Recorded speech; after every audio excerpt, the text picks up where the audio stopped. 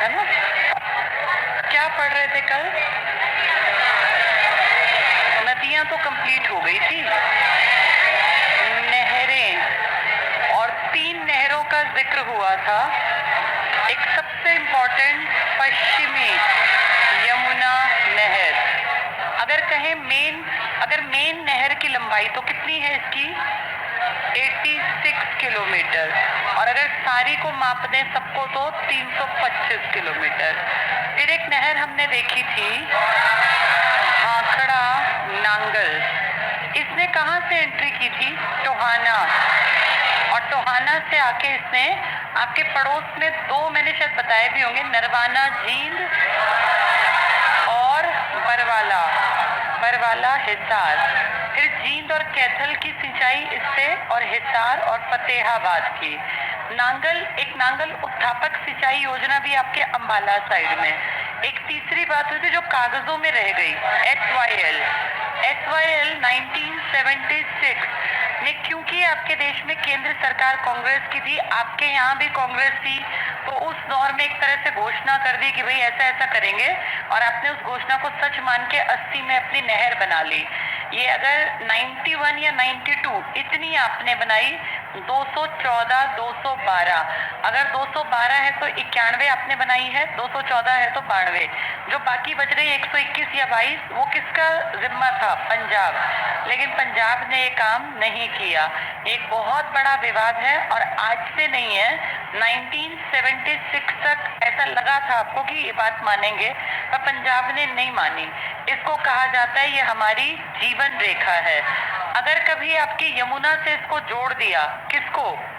सतलुज को, तो आपको फिर किस का? रावी और ब्यास का पानी भी मिल जाएगा सतलुज से जोड़ने पर। क्योंकि आप सब जानते हैं सारी 5 नदियां पंजाब की तो हैं। कौन सी 5 हैं?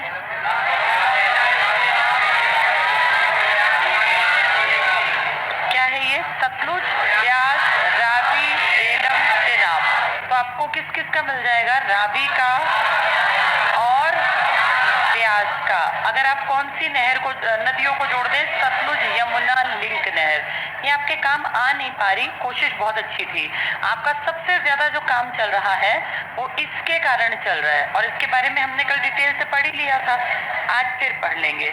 आपकी जो नदियां हैं और नहरें हैं ना, इसके अलावा एक बहुत इंपॉर्टेंट चीज है आपके हरियाणा में, डैम, जिनको आप कहते हैं हमारे बांध।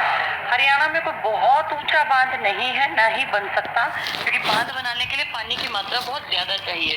तो आपके बांध का मतलब आप बैराज, बांध से छोटा, लगभग वैसा ही, जिसमें कि बहुत बिजली ना बनती हो लेकिन पानी को डिवाइड करने का काम करता हो, ये आपके यहाँ है। सबसे पहले अगर बात करें, प्राचीन काल में एक दिल्ली एक शहर बसाया गया था पुराने टाइम में, और यहाँ पे दिल्ली में एक सिटी बसाई गई थी। लाल पत्थर से पूरी को ना ऐसे कवर कर दिया था, तो उस टाइम दिल्ली का नाम था लाल कोट। कोट मतलब होता है किला। तो जैसे लाल किला तो बहुत बाद में बना, ये तो लेटेस्ट स्टेज में बना है। शाहजहां तो बहुत बाद की बात, ये मैं पुरानी बात कर रही हूँ, 8वीं 9वीं शताब्दी के हेरफेर की बातें हैं ये। उस टाइम पे अनंगपाल तोमर वंश हुआ करता था, क्योंकि हर्षवर्धन के बाद और मध्यकाल से बीच के काल में संक्रमण में कोई बड़ा राजा नहीं था। लाल कोट बनाया गया दिल्ली के चारों तरफ ऐसे। इस लाल कोट में ही आबादी रहती थी, और इनकी पानी की पूर्ति के लिए आपने फरीदाबाद के पास एक डैम बना दिया उस टाइम पर। और आप अच्छी तरह जानते हैं फरीदाबाद में सूरज कुंड, एक कुंड भी था, तालाब भी। किसने बनाया था वो? सूरजपाल तोमर ने। तोमर वंश का ही तो था ये भी। इसने वो जो कुंड बनाया था ना, जिसको आप सूरज कुंड कहते हैं, उसी के पास एक डैम बनाया था, ग्रेविटी डैम। पत्थर प्रॉपर लगे हुए हैं, जैसे पुराने महलों में पत्थर नहीं होते थे, इस टाइप का। ये कोई सीमेंटेड नहीं है, ये पूरी तरह से ग्रेविटी पर आधारित था, ग्रेविटी पर, गुरुत्वाकर्षण के इस पर। और इसमें जो यूज किया गया था वो ये वाला था, क्वार्ट्जाइट का पत्थर लगा हुआ है। तो ये ग्रेविटी डैम है हरियाणा का पहला। कहाँ पर है ये? फरीदाबाद में। फरीदाबाद में किसने बनाया हो? किसके? सूरजपाल तोमर ने क्या बनाया था? सूरज कुंड। और आप अच्छी तरह जानते हो यहीं पे वो पहाड़ियां हैं, अरावली की बड़कल झील है। तो आपसे पूछे, अनंगपुर बांध, पहला बांध अनंगपाल तोमर के नाम पर था, इसका नाम था अनंग। अनंगपाल राजा का नाम। इसके नाम पे कौन सा डैम बना है? अनंग, अनंग डैम। अनंग बांध पूछे, अनंगपुर बांध पूछे तो समझ आना हमारे किसकी बात कर रहे हैं? फरीदाबाद की। क्या खासियत है इसकी? ये ग्रेविटी, ग्रेविटी और क्वार्टजाइट पत्थर का यूज हुआ। मैंने एक मंगरबनी कई दिनों से लगातार जिक्र किया था। मंगरबनी कहाँ का गांव था? और ये याद है केसर से स्टार्ट हुआ था, केवला देव से, राजस्थान, हरियाणा, हरियाणा का नूह था, गुड़गांव था, फिर ये दिल्ली रिज तक चला गया था। क्या था ये? नॉर्दर्न अरावली, अरावली किसका? Leopard corridor. ये उसी के हेर फेर में तो है। इस जहाँ ये बांध था ना, बिल्कुल हरियाली इलाका, ये उस कॉरिडोर का ही हिस्सा है। आपको मैंने कुछ लिखवाया था, असकोला घाटी। तो ये ना बिल्कुल नई बातें पेपर में आ सकती हैं। तो डैम जहाँ आए तो कहते हैं हरियाणा में क्या मध्यकाल से पहले कोई डैम था? तो आप कहोगे हाँ। कौन सा डैम था ये? अनंग, अनंगपाल तोमर के नाम पे अनंगपुर का डैम था। ये आपका किस नदी पर बना हुआ है? तो कोई ऐसी बड़ी नदी नहीं है। ये अरावली से जो पानी निकलता है उसको रोकने भर का काम, और उसको बारिश के मौसम में पानी को यूटिलाइज करने के लिए। आपके सबसे इंपॉर्टेंट बांध की अगर बात करें तो आपके घग्गर के बांध हैं। घग्गर पे कौन से बांध है आपके? 4। पानी ज्यादा नहीं है, बांध बना लिए। कौन कौन से हैं ये? एक है दीवान वाला, एक है दंगराना, एक है श्यामला और एक है कौशल्या। कौशल्या, ये 4 कम ऊंचाई के बांध किस नदी पर हैं? और घग्गर की एंट्री पर ही बना दिए। कहाँ? मतलब पंचकुला, पंचकुला में बना दिए। आपने यमुना नगर पे कोई बांध बनाया है क्या? यमुना पे कौन सा बांध है? यमुना पे। अच्छा, पहले इसी को पूरा कर लेते हैं। घग्गर के ये स्टार्टिंग, फिर घग्गर का एंड है आपके कहाँ पर है? सिरसा। तो सिरसा में आपने क्या बना दिया? ओटू, ओटू बैराज। यानी घग्गर पे 4 तो पंचकुला में, और फिर आगे जाके लास्ट में आपने ओटू बैराज। वीरराज नाम है यहाँ की झील का। ठीक है, तो 4 ये और एक 5 किस नदी पर है सारे ये? घग्गर। अनंगपुर कहाँ पड़ेगा आपका? फरीदाबाद में। छोटे मोटे से बांध आपने यमुना के आसपास भी बनाए। कल मैंने जिक्र भी किया था सोम्ब नदी, याद आया? उस पानी की नहरों के डिवीजन से पहले सोम्ब नदी किसमें गिर जाती है? यमुना। और यहीं पर एक छोटा सा बांध बनाया है पथराला। तो पथराला किस नदी पर हो गया? सोम्ब। किसमें जाके गिरेगी? यमुना में, यानी यमुना नगर में होगा ये। तो घग्गर में आपने बांध देखे, 4 बांध कहाँ थे? पंचकुला, एक था सिरसा, एक फरीदाबाद में था। अब ये किसकी बात कर रहे हैं हम? यमुना की। तो इसका कहाँ पर है? यमुना नगर में। ये मेन बांध है। जब आपकी यमुना नगर की ये वाली देख ली आपने, सोम्ब पथराला, फिर जब ये दिल्ली जाती है ना, तो इसकी एक शाखा ओखला नाम की जगह है दिल्ली में। ओखला, ओखला बैराज है यहाँ ओखला में, और ओखला बैराज में ऐसे बना के पानी को इस तरफ मोड़ दिया, तो तुम्हारे यहाँ का गुरुग्राम और फरीदाबाद को पानी मिलता है, क्योंकि वहाँ बारिश ज्यादा नहीं होती। और इसका एक हिस्सा जो आगरा की तरफ है ना, यूपी का हिस्सा, यहाँ मुड़ गया। फिर आगे अपने आप ही यमुना जाके यूपी की तरफ जानी ही जानी है। तो अपने यमुना पे 2 बांध, एक एंट्री पर था और एक एग्जिट पर है। ऐसे ही आपने घग्गर पे 4 एंट्री पर और एक एग्जिट पर। बीच में चुटपुट चुटपुट कोई काम किया हुआ है तो उसको हम टेबल से पढ़ लेंगे। इतना समझ में आ गया? ये आपके मेन बांध हैं। तो हमने देखा नदियां पता है हमें, नहरें पता है, बांध पता है। एक चीज और एग्जाम में आती है, झील। झील हरियाणा में बहुत बेवकूफी भरा क्वेश्चन पूछा कि हरियाणा में कितनी झीलें हैं, जबकि कायदे से आपके यहाँ झील की कोई ऐसी गिनती की ही नहीं गई। अब ऐतिहासिक किताबें 5 के साथ भी जाती हैं, 6 के साथ, और अगर आप गिनने पे आओ तो कम से कम 20 झील तो आपके राज्य में आसानी से निकल आएंगे। इसलिए हरियाणा एसएससी का कोई स्टैंडर्ड नहीं है। वो कुछ भी ऐसा पूछ लेते हैं जो कहीं लिखित में नहीं है, ऑथेंटिक नहीं है। दिक्कत ये है कि जो उन्होंने मान लिया, आप कुछ नहीं कर सकते। तो उन्होंने 5 झीलों को मुख्य झील का दर्जा दिया था। ऐसा कहीं नहीं लिखा था कि 5 झील है मुख्य, लेकिन उन्होंने मान ली तो आपको भी कहनी पड़ेंगी ठीक है 5। इनमें कुछ ऐतिहासिक है, कुछ मैनमेड है। जैसे हम अपनी बात करें तो एक ब्रह्म सरोवर हमें पता है, किसने बनाया था? ब्रह्मा जी ने। और कुछ लोग कहते हैं कुरु ने। ये चारों तरफ से पक्का है, मैनमेड है, इस तरह की बातें है ना। भाई भगवान भी इंसान के रूप में थे। ऐसे ही आपने कई बड़े बड़े सरोवर, सन्निहित सरोवर है, ब्रह्म सरोवर है, ऐसे ही जो नेचुरल माने जाते हैं। फिर आपने इनकी देखा देखी अपने यहाँ एक फरीदाबाद में हाँ डेवलप किया, जहाँ पर्यटक बहुत आते हैं। कौन सी है वो? बड़खल, बड़खल लेक, बड़खल झील। कितने उसमें फैली है ये? 206 जितनी शरीर में हड्डियां उसी के फिर में याद रखना उतने वर्ग किलोमीटर में फैली है। एक आपकी बहुत बड़ी झील भी है दमदमा, ये 3000 एकड़ में फैली। हरियाणा का एरिया अगर कहेंगे तो सबसे बड़ा इसके पास है। फिर आपकी एक झील है जिसका नाम है ब्लू बर्ड, हिसार में है। ये महज कितने एकड़ में है? 12, तो बहुत छोटी है। ऐसे ही आपकी एक कर्ण झील है जिसको हम कहते हैं 17 एकड़ में फैली है। अब वो डिपेंड करता है, अगर ब्लू बर्ड दे तो इसको टिक कर देना, वैसे इसको नहीं देता, वो ज्यादातर कर्ण को देता है। तब कितना टिक कराओगे? 17 एकड़। ये ऐसी ही बात है जैसे थापना सबसे छोटी नदी है 15, लेकिन इससे भी छोटी हमने एक पढ़ी है चेतांग नदी। कितनी है वो? 9।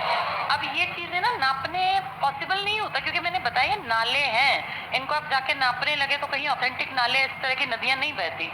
लेकिन ठीक है, वो जो दे उसके हिसाब से आंसर टिक कर देना। झीलें आपकी दो तरह की हैं, प्राकृतिक भी हैं और मैन मेड भी हैं। तिलियार झील आप जानते ही आपके रोहतक में है। एक बिंदक्यार झील है, बिंदक्यार कहाँ है ये आपके कैथल में है। और पुराणों में इसका जिक्र है। पुराण जो किसने लिखी थी? वेद व्यास ने। 18 पुराण है ना, उन पुराणों में आपकी कैथल की इस बिंदक्यार झील का जिक्र आया है। ऐसे कर्ण झील आप जानते हैं करनाल में है। नजफगढ़ झील का जिक्र हमने किया था, मैदानी एक बीबीपुर वाली झील का। तो ये सारी, इसके अलावा जो अजीब से नाम लगे ना, सांघेल है, ये इस तरह के अजीबोगरीब से नाम, उजीना है, ये सारी झील कहाँ जाएंगी? नूह में। नूह को आप कह सकते हैं मेवात। अभी आप पढ़ोगे तो आपको लगेगा हाँ सारी बहुत आसान है। चलो थोड़ा सा पढ़ लेते हैं। कल जो टॉपिक हमारा अधूरा था, किस पेज पर थे हम? 95 पर, 95 पेज पर आ जाओ। हाँ जी, किसका? किस? दोहान का। दोहान कहाँ से निकलती है? ये अगर आएगा तो टिक मार्क कर देना। अरावली की पहाड़ियों से, कोई एक जगह स्थित नहीं है, बारिश के पानी के ऊपर डिपेंड करता है। कभी दोहान आपको ढोसी से दिखाई देगी, कभी महेंद्रगढ़ के किसी अलग इलाके से। साउथ राजस्थान इसलिए कह देते हैं क्योंकि आपका जो सबसे बड़ा एरिया है ना राजस्थान का, वो आपके महेंद्रगढ़ के ही चारों तरफ तो फैला है। तो जब थोड़ी सी जैसे कल बारिश हो गई, कल बढ़िया बारिश होगी ना, कल इन साउथ की नदियों में थोड़ा बहुत पानी दिखने लगा होगा, नाले की तरह बह गया होगा। तो राजस्थान के पास क्योंकि ये पहाड़ियां ज्यादा हैं अरावली की, अगर आप कभी जयपुर गए हो तो आपको पता चलेगा हरियाणा से निकलते ही पहाड़ियां स्टार्ट हो जाती हैं। वो जो चट्टाने हैं किसकी हैं? वो अरावली। अब जैसे कल अच्छी बारिश हुई तो वहां भी तो बारिश हुई ना, वहां से वो नदी की तरफ, नाले की तरफ निकल पड़ेगा और फिर कह देंगे लोग कि दोहान की उत्पत्ति कहाँ से होती है? अरावली, इस जयपुर के आसपास से, महेंद्रगढ़ के आसपास जो इलाका पड़ता है। लेकिन आपसे अपना पूछे तो आप कहोगे जी हमारे ढोसी के आसपास की पहाड़ियां। ढोसी तो एक अकेला पहाड़ है, पहाड़ियों के आसपास से निकलती है, तो इनका कोई ओरिजिन की ऑथेंटिसिटी नहीं है। बस अरावली याद रखना या एक आधा राजस्थान नीम का थाना, इतना ही आएगा। पेज नंबर 95 पर हम नहरें पढ़ रहे थे या पढ़ ली थी? पश्चिमी यमुना हो गई थी, भाखड़ा भी हो गई, ठीक है, भाखड़ा रहती है, ठीक है, पढ़ लो फटाफट से। पेज 95 पर भाखड़ा पे आ जाओ। ये नहर सतलुज नदी पर नांगल बांध बनाकर निकाली गई है। बांध का नाम है नांगल, सतलुज। ये सतलुज कहाँ से निकल के आई? तिब्बत के मानसरोवर झील, लिख लो यहाँ मानसरोवर। मानसरोवर की 3 झीलें तुम्हारे लिए काम की, 4 निकलती हैं, 3 तुम्हारे लिए हैं, ब्रह्मपुत्र, सिंधु और सतलुज। इसके बाद टिक करना, इससे सिरसा, भाखड़ा वाली से सिरसा, रोहतक, हिसार 5 लाख हेक्टेयर भूमि की सिंचाई करते हैं हम। मेन कौन से जिलों में? सिरसा, हिसार और रोहतक। वैसे जींद, कैथल भी इसी में आते हैं। क्या हुआ? 5 लाख हेक्टेयर लिखा है, इसको छोड़ो, इतना हम क्यों टेंशन लें। 5 लाख एक आएगा, हेक्टेयर या एकड़ जो मिल जाए, ठीक है। इसमें 2 शाखाएं टिक कर लो। नरवाना, नरवाना कहाँ पड़ेगा? झील, जो जींद और कैथल की सिंचाई करेगी। और बरवाला, हिसार और फतेहाबाद की। एक कल हमने सिरसा शाखा पढ़ी थी, वो इसकी थी क्या? वो पश्चिमी यमुना नहर की सबसे लंबी शाखा। टिक करना इसमें। नरवाना शाखा लिंक कैथल, कलायत और जींद में सिंचाई होती है और बरवाला, हिसार और फतेहाबाद में। इन दोनों नहरों को पश्चिमी यमुना नहर फीडर प्रोजेक्ट के माध्यम से जोड़ा गया है। नहरें किसकी हैं ये? सतलुज नदी वाली। लेकिन जोड़ किससे दी? कल मैंने थोड़ा मैप तुम्हें समझाया था, एक बार देखना जरा किस पेज पर था। एक पेज पर नहरें समझाई थी, पेज 98 पर आओ। 98 पर ये पूरा जाल दिख रहा है। 98 पर देखो, नहरों का जाल मिला। हाँ, तो ये इतनी सारी हैं कि आपको पता ही नहीं चलेगा कहाँ कौन सी शाखा है। जो यमुना नदी के किनारे है, इसको ध्यान से देखो, पश्चिमी यमुना नहर, कल भी बताया था शायद मैंने। ये आगे तक चली गई और इसने करनाल, कैथल की तरफ, फिर सिरसा के आसपास देखो, फतेहाबाद से पहले सिरसा लिखा है, सिरसा शाखा मिल गया। ये सबसे लंबी शाखा है किसकी? पश्चिम यमुना की। अब ऊपर पंजाब के पास देखो, भाखड़ा नांगल बांध लिखा है, नहर मिल गई है। इसकी देखो सिरसा में सिंचाई कर रही है ये, सिर्फ पंजाब की पट्टी देखना, फतेहाबाद में सिंचाई कर रही है, मिल गया ये।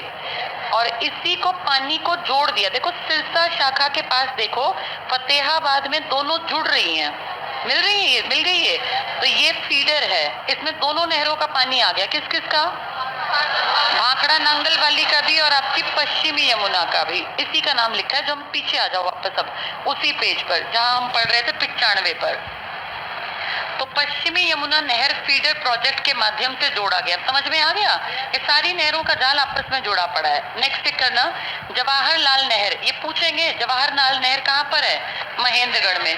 थोड़ी सी नहरें पता होनी चाहिए, एक बार बोर्ड पे देखो, जवाहरलाल जहाँ नाम आ जाए। सुबह हम कोई प्रोजेक्ट पढ़ रहे थे, क्या उनमें जवाहरलाल का प्रोजेक्ट था बिजली का? किस चीज का था? महात्मा गांधी, इंदिरा गांधी, राजीव गांधी। अब जवाहरलाल नहर के बारे में पूछेंगे तो कहाँ पर है ये? महेंद्रगढ़। थोड़ा सा सुनना, फिर बहुत आसान दिखेगा। एक जूही प्रोजेक्ट है, एक भिवानी और एक लोहारू। सुन लो, फिर किताब बड़ी आसान दिखती है। ये तीनों भिवानी में है। भिवानी का जो एरिया है ना, आज तो चरखी दादरी कट गया, वरना पहले सबसे बड़ा था। इसमें थोड़ा सा इलाका ऊंचा उठा हुआ है, तो वहां सिंचाई करना बड़ा मुश्किल होता है। वहां उत्थापक सिंचाई, जिसको आप कहते हैं लिफ्ट सिंचाई, इनके ऊपर काम किया।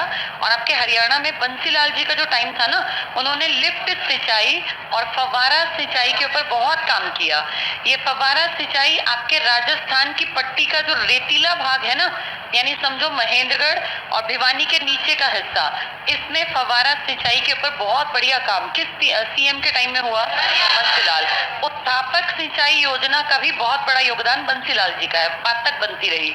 ये तीनों भिवानी में है, जूही, भिवानी, लोहारू। इस लोहारू का एक नाम है इंदिरा गांधी वाला, ठीक है। लोहारू का एक नाम है इंदिरा गांधी कैनाल।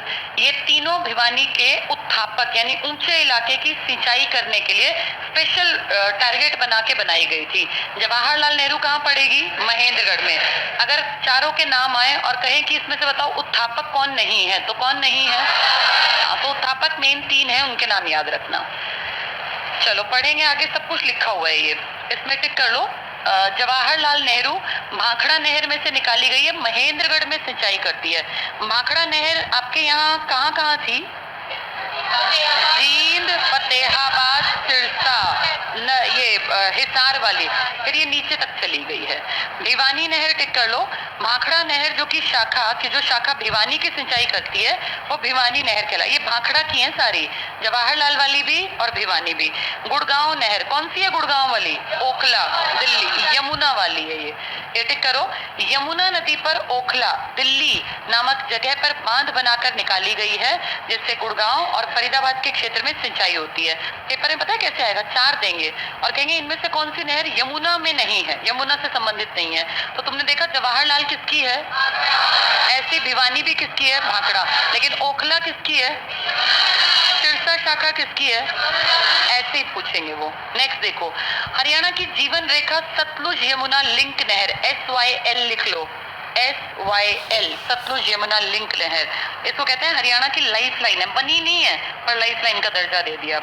अगला है वीरेंद्र नारायण चक्रवर्ती। क्या नाम है इस आदमी का? हाँ, ये आपके हरियाणा का नहीं है, आपके यहाँ ये सरनेम भी नहीं है, ये हरियाणा के राज्यपाल रहे और हम अच्छी तरह जानते हैं राज्यपाल राज्य का आदमी नहीं बनाते, ये बाहर के थे और 9 साल तक आपके हरियाणा के राज्यपाल रहे। वैसे कायदे से एक राज्यपाल 5 साल काटता है, इन्होंने 9 साल काटे। 1967 से उल्टा कर दो 76, और इसीलिए इनके नाम पर आपने एक नहर का नाम भी दे दिया जो अब आप पढ़ रहे हैं। ये टिक कर लो। हरियाणा के ये वीरेंद्र नारायण चक्रवर्ती हरियाणा के सबसे लंबे समय तक राज्यपाल रहे। उनके नाम पर भिवानी में भिवानी उत्थापक नामक योजना लागू की गई। उत्थापक समझ रहे हो, थोड़ा ऊंचा उठा हुआ इलाका, फिर वहां नहरों को अलग तरह से पानी भेजना पड़ता है। नेक्स्ट टिक करना। हरियाणा का सर्वाधिक सिंचाई वाला जिला कौन सा है? सिरसा। सबसे बड़ा जिला कौन सा है? और गेहूं में नंबर 1, इसलिए आपने सिंचाई भी ज्यादा भेज रखी है ताकि पानी की दिक्कत ना रहे। और सबसे कम सिंचाई कहाँ है? पंचकुला। जरूरत भी तो कम होगी, 43% क्या है? पहाड़, और फिर बारिश भी अच्छी होती है, ज्यादा जरूरत भी नहीं है। नेक्स्ट चेक कर लो। हरियाणा में राज्य बाढ़ नियंत्रण बोर्ड के चेयरमैन खुद सीएम है। जैसे बिजली बोर्ड के भी चेयरमैन, बिजली बोर्ड का चेयरमैन ही हेड कौन था? सीएम। ये एक मंदिर अपना कौन से वाला, और एक वो चंडी वाला, इनके हेड कौन है? अपने सीएम। ऐसे बाढ़ नियंत्रण के भी हेड हैं सीएम। कुल सिंचाई सुविधा हरियाणा में 75% सिंचित भूमि का, जो टोटल इरिगेशन है ना जितना 75%, उसका 42% आप नहरों से और 57% नलकूपों से सिंचाई करते। तो नंबर 1 क्या है? नलकूप। उसके बाद नहरें हैं, नहरें देखो कम है और नलकूप ज्यादा। अब बांध पे आ जाओ। यमुना नगर टिक कर लो। यमुना में 2 ही तो हैं जो हम कल भी पढ़ रहे थे, ताजेवाला और हथनी कुंड। पहले ताजेवाला बना फिर हथनी कुंड, एक ही बात है। एक ने जब बहुत सिल्ट और ये इकट्ठा हो गया, गाद पानी रुक गया, तो आपने 2 किलोमीटर आगे बना लिया। ये टिक कर लो, ताजेवाला और हथनी कुंड। ताजेवाला के पास कौन सा सन लिखना ठीक रहेगा? क्या लिखोगे? 1879। अगर नहीं मिला 1832, 33 ज्यादा ठीक है, लिख लो 1879। हथनी कुंड तो बिल्कुल नया ही है, 1999 लिख लो, 1999। ये तो जबरदस्ती बनाना पड़ा। सिरसा पे आ जाओ। सिरसा में घग्गर का एंड है, कौन सा बैराज है? O2। और कौन सी झील है? वीयराज। लिख लो यहीं पर, इसी के पीछे वीयराज, छोटी सी झील बना रखी है पानी रोक के। फिर इसके बाद तो फिर ये हाकड़ा बन जाएगी ना, जब कहाँ जाएगी? राजस्थान में। नेक्स्ट टिक करना है यमुना नगर में सोम्ब नदी। ये सोम्ब बहुत छोटी नदी थी, किसमें गिर गई थी? यहाँ सोम्ब के पास 40 किलोमीटर लिख लो, बस कहने की है, 40 दिखती भी नहीं है, 40 किलोमीटर। और पथराला बैराज है इसके ऊपर। पथराला किसके ऊपर बनाया गया? सोम्ब। सोम्ब किसमें गिरेगी? और जब ये आगे पानी बढ़ता है ना, उससे पहले ही गिर जाती है, मतलब जंगल में कलेसर में से कहीं एंट्री है इसकी। नेक्स्ट टिक करना रेवाड़ी में साहिबी नदी, कल खूब पढ़ा हमने, कौन सा बांध था यहाँ? 1977 में कौन सी नदी में बाढ़ आ गई थी? साहिबी। साहिबी का एक नाम था साबी, और ऐसी वो बाढ़ आई कि दोबारा इसमें पानी भी कम हो गया और ये बांध बना के एक छोड़ दिया। कौन से गांव में? मसानी। मसानी गांव में, इसलिए इसका नाम मसानी डैम है। 19 कब तक बना था ये? 89 में बन के तैयार था पूरा। ये टिक कर लो रेवाड़ी साहिबी। यहाँ लिख लो 1977 में बाढ़ और 1989 में तैयार। बांध के पास लिख लो, मसानी बांध के पास 1989 में तैयार। 89 में तुम्हारे जिले भी बने थे ना 4, KRPY, तभी बन गई ये भी। पिंजौर पंचकुला पे आ जाओ। घग्गर में एंट्री है, घग्गर की एंट्री पिंजौर पंचकुला से ही तो है। कालका पंचकुला वो एक ही एरिया पड़ता है। कितने बांध है यहाँ? 4, छोटी हाइट के। टिक कर लो कौशल्या, दंगराना, छामला, दीवान वाला। तो अगर पूछे कि यमुना पे आपने कितने बांध बना रखे हैं, कौन कौन से? एक ताजेवाला या हथनी कुंड और एक ओखला। और कहें घग्गर पे कितने बांध है? 5, 4 एंट्री पे बना दिए और एक एग्जिट पे बना दिया। अगला टिक कर लो, गुड़गांव नहर पर ओखला बांध बनाया गया। टिक कर लो ये, गुड़गांव नहर पर ओखला। ओखला दिल्ली है या हरियाणा है? दिल्ली है। इससे गुड़गांव नहर, आपकी नहर निकलती है हरियाणा के गुड़गांव फरीदाबाद की सिंचाई के लिए। मुनक नहर लिखवाया था मैंने, कितने किलोमीटर? 103।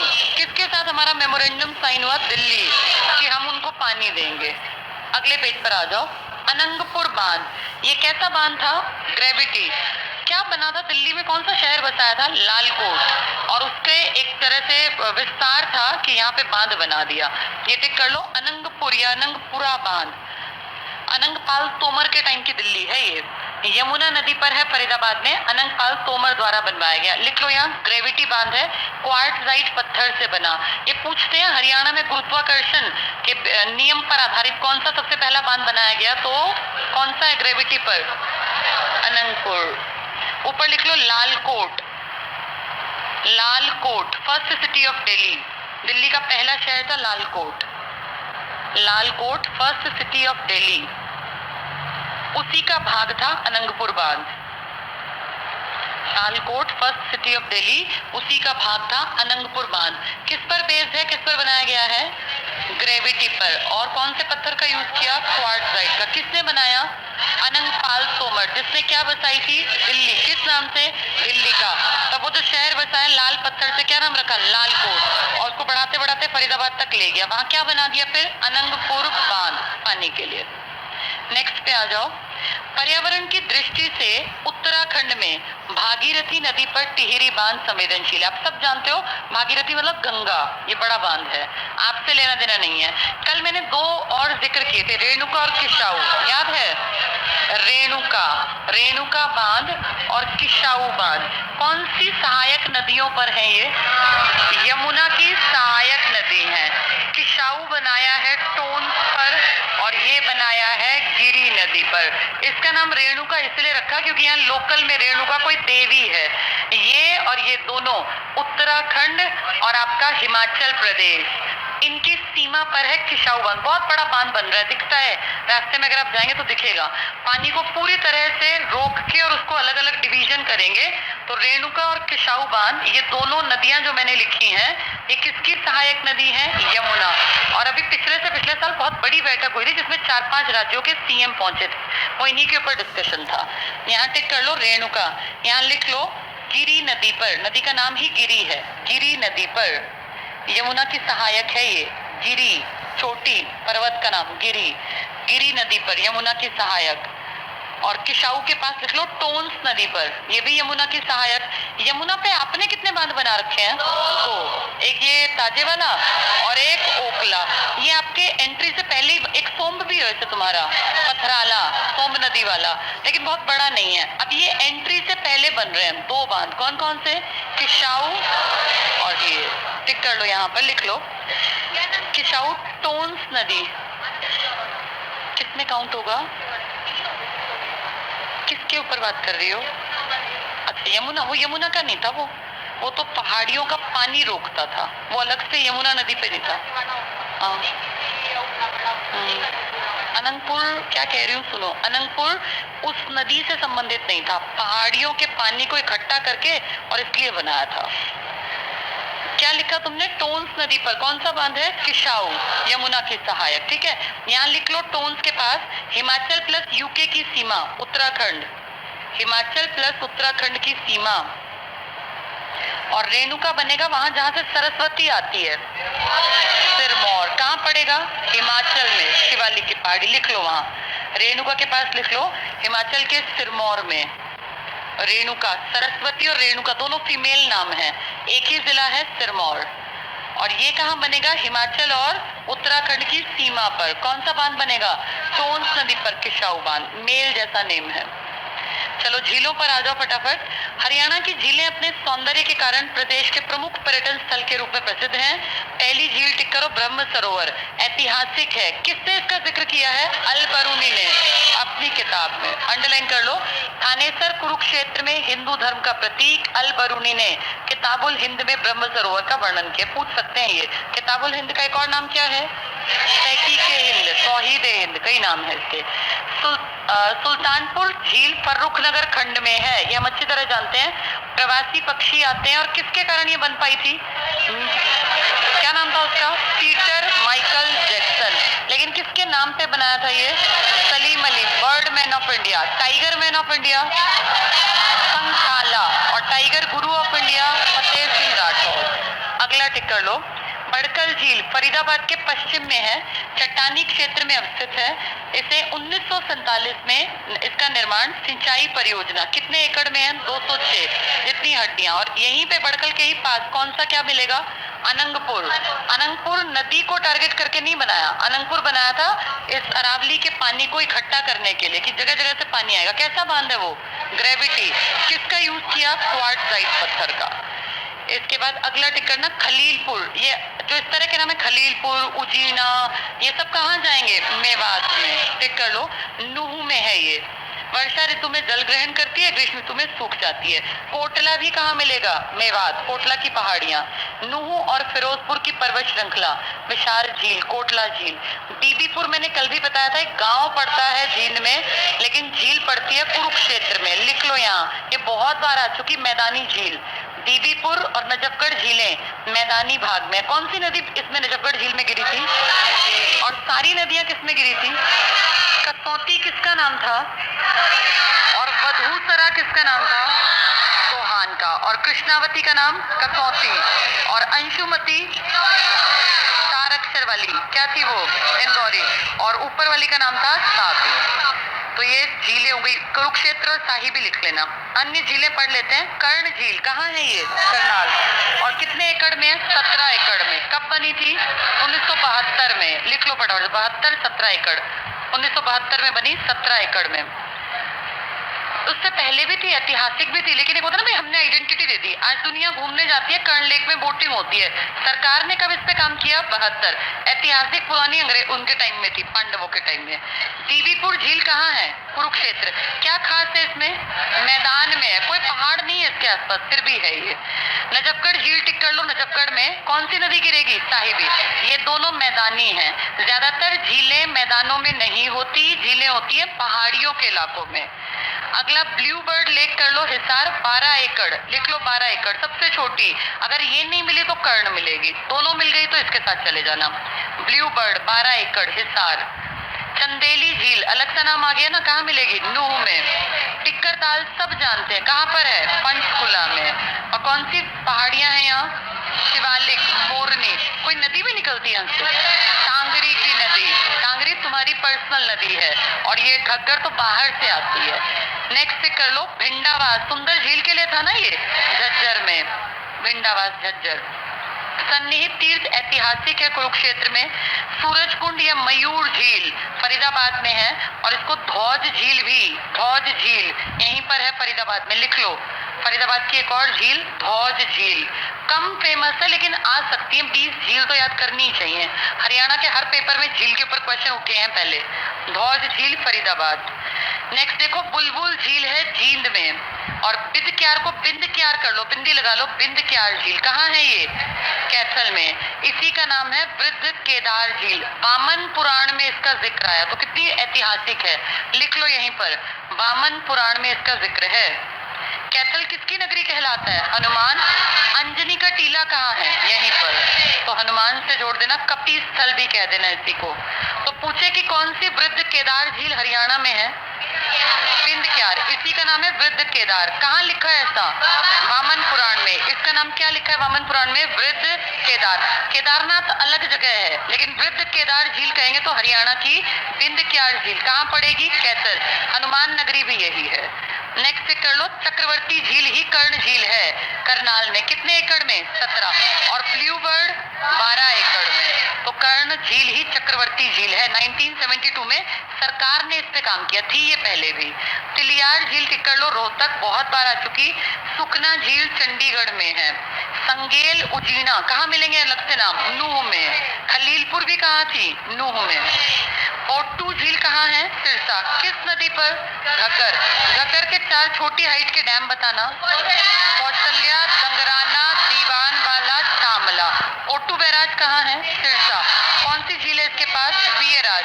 यही ओट्टू है, यही लिख लो वीयराज, इसी का नाम है वीयराज। जैसे कर्ण का एक नाम क्या है, ऐसे ही है। बिंद क्यार कहाँ है? क्या कहलाती है? वृद्ध केदार झील। कहाँ लिखा है ऐसा? पुराण में। अगला टिक कर लो, ओट्टू झील सिरसा हुई। बड़कल झील फरीदाबाद। सबसे ज्यादा पर्यटक आते हैं। सबसे ज्यादा जनसंख्या भी कहाँ है? घनत्व भी कहाँ है? एरिया भी सबसे, अगर डिस्ट्रिक्ट कहें तो कम और शहर कहें तो बड़ा है फरीदाबाद। 206 एकड़ लिख लो। दमदमा झील 3000 एकड़ गुड़गांव में सबसे बड़ी झील है। छोटी पूछेंगे तो ब्लू बर्ड नहीं मिली तो कर्ण झील, कर्ण नहीं मिला नाम तो चक्रवर्ती। कितने एकड़ में? 17। हिसार वाली ब्लू बर्ड 12 और 3000 एकड़ में दमदमा। कहाँ है दमदमा? गुड़गांव। 206 वाली पे दुनिया ज्यादा घूमने आती है, कौन सी है ये? बड़खल झील। अगला देखो, चिल्ली झील फतेहाबाद में। फतेहाबाद में कोई और आई थी ऊपर? कैथल की इंपॉर्टेंट पुरानी झील बताना। बिंद क्यार, क्या नाम था उसका? वृद्ध केदार। कौन से पुराण में? चिल्लियार कहाँ है? और ओट्टू कहाँ मिलेगी? कर्ण वाली का दूसरा नाम चक्रवर्ती। सबसे छोटी कहेंगे तो ब्लू बर्ड, नहीं मिली तो सबसे बड़ी। घूमने ज्यादा आते हैं। सिंचाई पे आ जाओ ऊपर। हरियाणा के कुल कृषि क्षेत्रफल के 60% भाग पर, इसको ऑब्लिक 75 बना लो। 60 भी दिया है कुछ साइड्स पर, कुछ पर 75%। बताओ हरियाणा में, जैसे आज मैंने सुबह लिखवाया, बिजली सबसे ज्यादा किस में यूज होती है? सेकेंड नंबर और थर्ड नंबर। ऐसे ही अब एक क्वेश्चन है घरेलू। अब एक क्वेश्चन है कि सबसे ज्यादा बढ़िया सिंचाई किससे करते हैं, सबसे ज्यादा प्रतिशत का? तो पहला आंसर है नलकूप, इसके बाद नहर, फिर बाकी अन्य। ठीक है, इसमें कुएं वगैरह भी आ जाएंगे। पढ़ेंगे फटाफट से, सब कुछ ऐसा ही मिलेगा जो हमें पता है। हरियाणा में कुल सिंचित क्षेत्र लगभग 6000 हेक्टेयर। अंडरलाइन कर लो। सिरसा जिले में सर्वाधिक सिंचित क्षेत्र है, जो हम पहले भी पढ़ के आए हैं। सबसे कम सिंचित क्षेत्र कहाँ है? पंचकुला। और इनका कारण भी हमें पता है कि पंचकुला में 43% वन है, पहाड़ियां भी हैं, और यहाँ बड़ा हिस्सा पैदावार करता है इसमें, सिरसा में।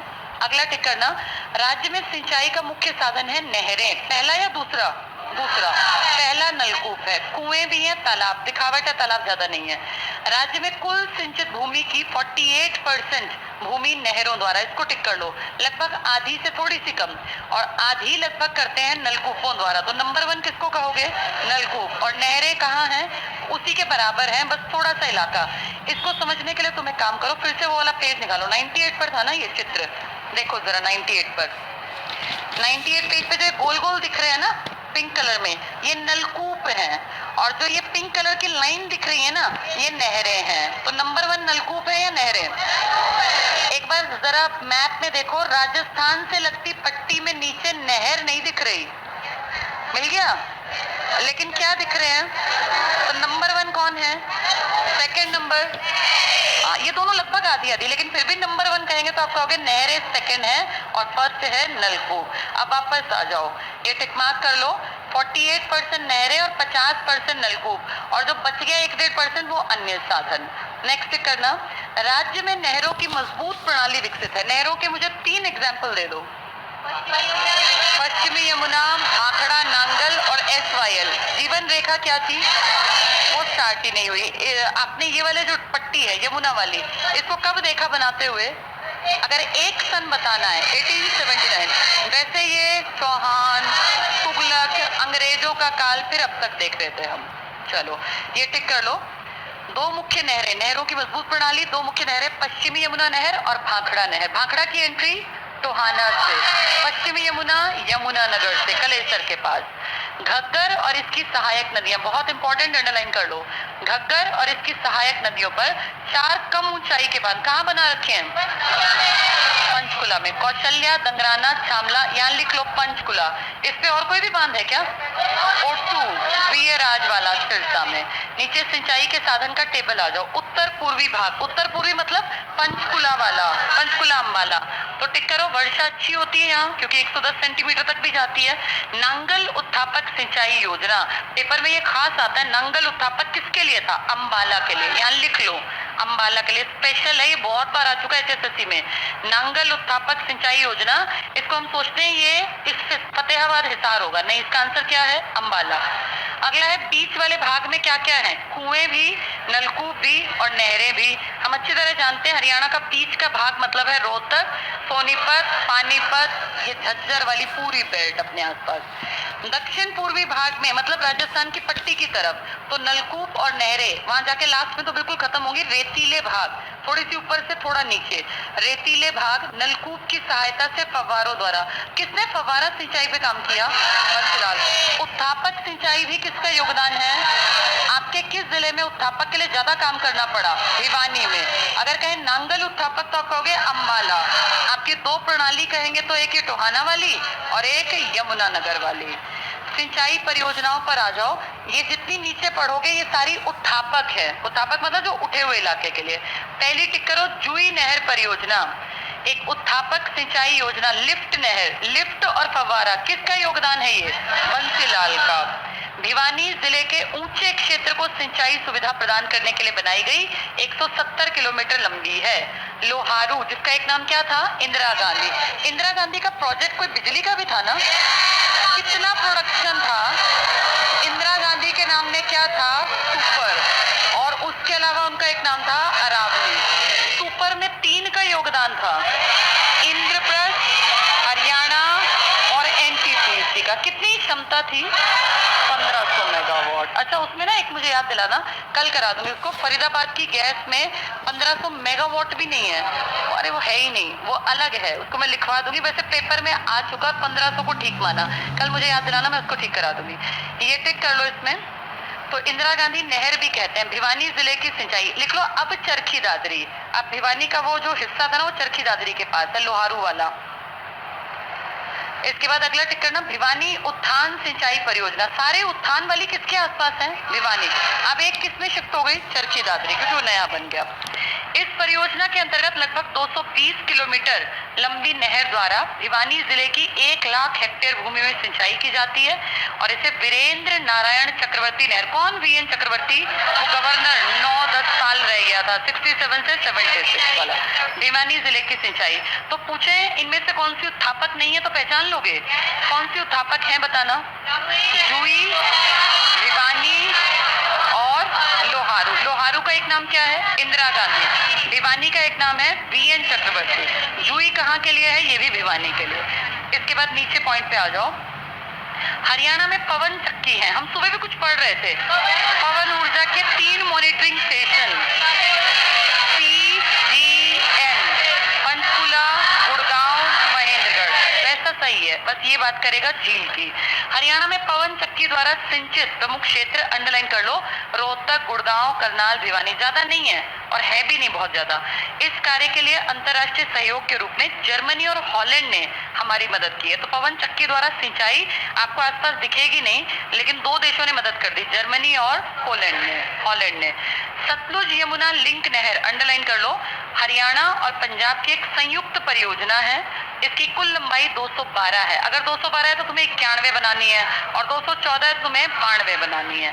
हरियाणा में 91 और पंजाब में जो बच गया माइनस करके वो बनाना है। हमने कब पूरा कर लिया? 80 में।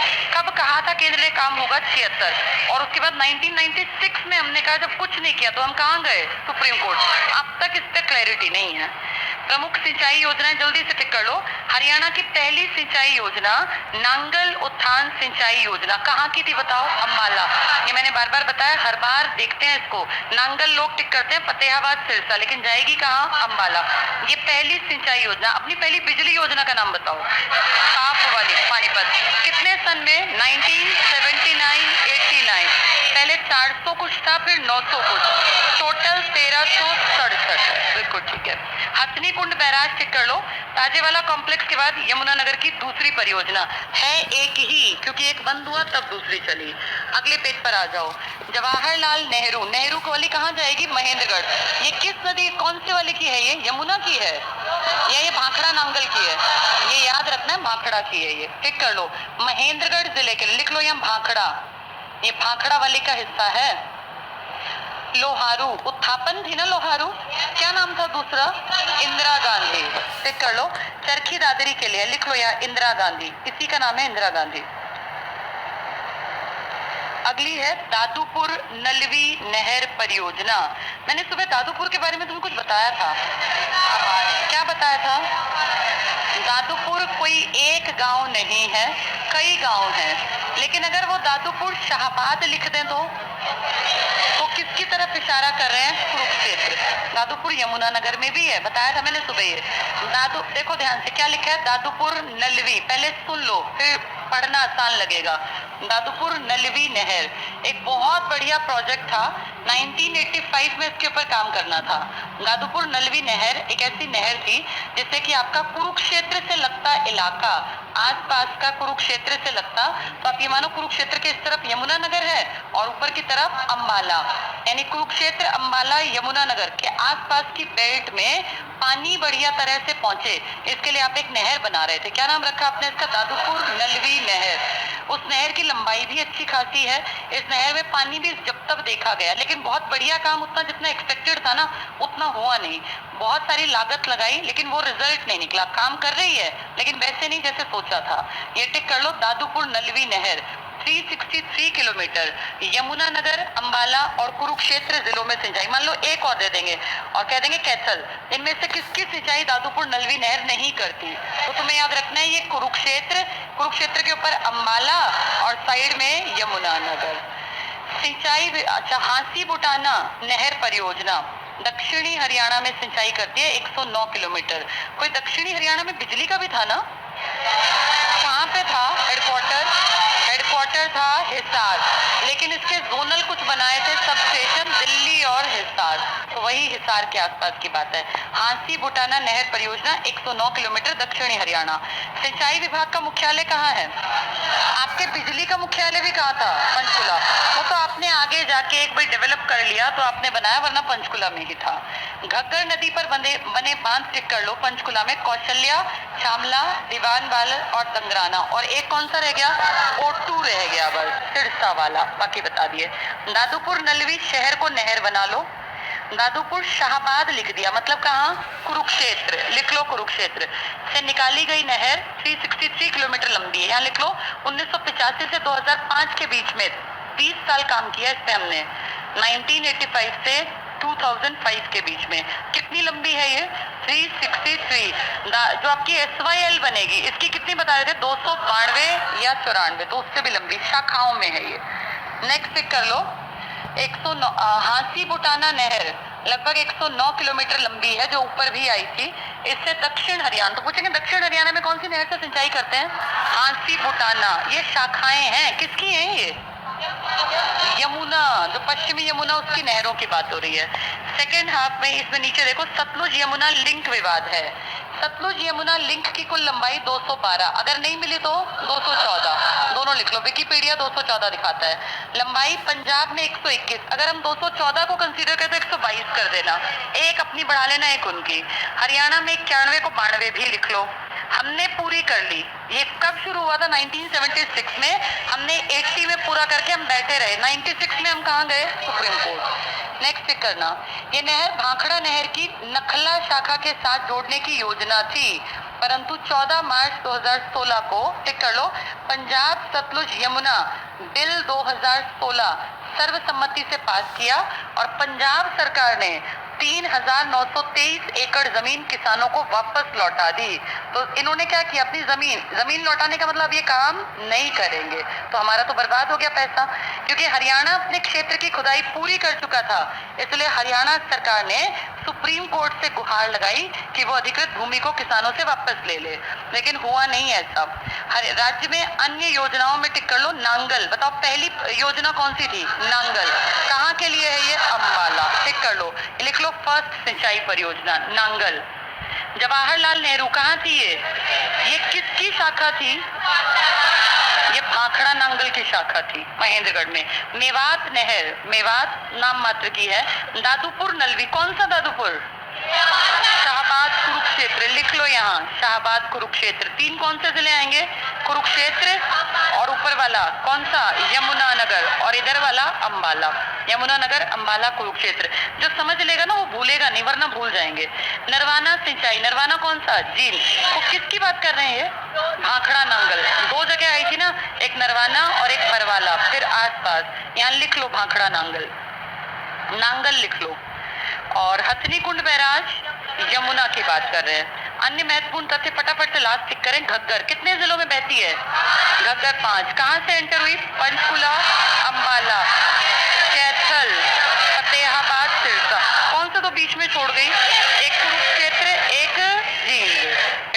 पंचकुला, अंबाला, कैथल, फतेहाबाद, सिरसा। लिख लो 5 जिले। तो कौन से लगते हैं, होंगे नहीं है? कुरुक्षेत्र, और कुरुक्षेत्र में ना यमुना ना घग्गर, लेकिन प्राचीन है, ऐतिहासिक सरस्वती। कहाँ से आई थी सरस्वती? आदि बद्री। कहाँ से निकल के आई थी? सिरमौर जिला। अब इस सिरमौर में कोई बांध बना रहे हैं क्या? कौन सा? रेणुका, फीमेल नेम बताए ना। गंगराना कहाँ बन रहा है? गंगराना अपनी घग्गर पे, 4 कम ऊंचाई वाले का नाम है। चलो टिक कर लो 5 जिले। मार्कंडा, मार्कंडे ऋषि क्या था वो? नाहन, हिमाचल प्रदेश, धरतीधर पहाड़ी, अंबाला से एंट्री। अंबाला से यही थी ना बस। टिक कर लो अंबाला। यहाँ लिख लो इसके पीछे नाहन, धरतीधर पहाड़ी, हिमाचल प्रदेश।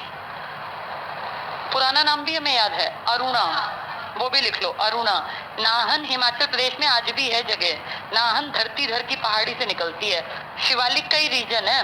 और अंबाला, मैंने कहा था नदियों को मैप से दिमाग में बैठाना। पहले सबसे ऊपर क्या थी? बाहर से आई घग्गर, अंदर से निकली टांगरी, उसके बाद अंबाला में मार्कंडे, यमुना नगर से यमुना की एंट्री और सरस्वती की एंट्री। अगला टिक कर लो साहिबी। साहिबी तो दक्षिण हरियाणा की है। 3 जिले बता दो, ये याद नहीं करने थे। REJ, रेवाड़ी, गुड़गांव, झज्जर। फिर कहाँ चली गई? नजफगढ़ नाले में। वो कहाँ मिला? यमुना में। टिक कर लो साहिबी, रेवाड़ी, गुड़गांव और कुटानी, झज्जर। यहाँ लिख लो नजफगढ़ झील। क्या खासियत है नजफगढ़ झील और बीरपुर की? मैदानी झीलें हैं, जाके यमुना में मिल गई है भी, सबसे लंबी सहायक थी। इंदौरी पे आ जाओ, मेवात और गुड़गांव। इंदौरी गांव था ना, पहले बताया था, इंदौरी किला भी था। कृष्णावती, जिसका नाम कसौती भी है, महेंद्रगढ़, रेवाड़ी, झज्जर। ये भी 3 जिले, लेकिन ये उतने इंपॉर्टेंट नहीं है, फिर भी पढ़ लेंगे। ये महेंद्रगढ़, रेवाड़ी और झज्जर। ऊपर झज्जर था, रेवाड़ी था, महेंद्रगढ़ नहीं था, गुड़गांव था RJG में। दोहान रिवर, महेंद्रगढ़। कौन सी पहाड़ी बताई? घोसी के आसपास, वैसे राजस्थान के पास से। टांगरी नदी टिक कर लो अंबाला। अंबाला आएगा टांगरी में। पंचकुला, इसको काट के ठीक कर लो। अच्छा ये आगे के लिए लिखा है, छोड़ दो, पंचकुला एक्स्ट्रा लिखो। लिखो पंचकुला कौन सी पहाड़ियों से निकलती है? मोरनी की पहाड़ियों से। हरियाणा की अपनी पर्सनल नदी कहीं जाएगी नहीं। अंबाला और पेहोवा में, पेहोवा मतलब कुरुक्षेत्र में, मारकंडा में मिलती है। टांगरी किसमें गिरेगी? मारकंडा कहाँ से आई थी? अंबाला से, तो आगे जाके इसमें गिरी। फिर ये मारकंडा किसमें गिरी? सरस्वती में, और सरस्वती